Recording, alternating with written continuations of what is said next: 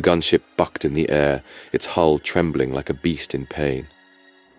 Inside, the red light bled across the faces of the men, tired, pale faces carved from weeks of fear and the long, sleepless orbit above.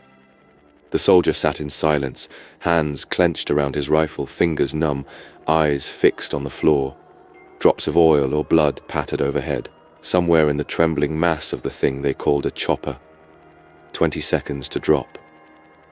Mike was beside him, cracking wise about a brothel in Io and a girl with 4 breasts, his voice tight with panic disguised as humor. Then the side of the gunship vanished.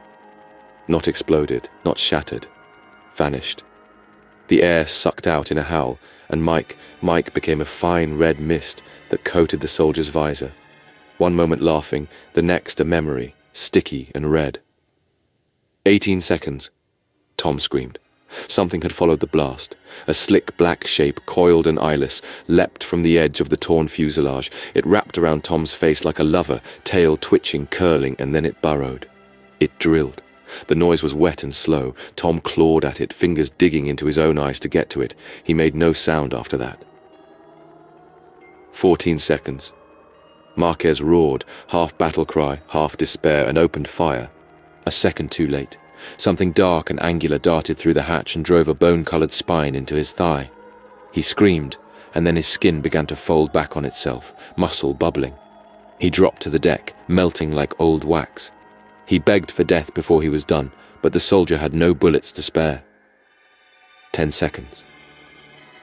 Lee was gone before anyone noticed, a shape in the dark, a shadow cast by nothing. There was blood on the ceiling, but no body, just his boots, still laced, rocking gently as if moved by wind. 7 seconds. Parker had her sidearm out. She was yelling, shooting at things only she could see. Her legs were gone, severed at the waist. She didn't scream.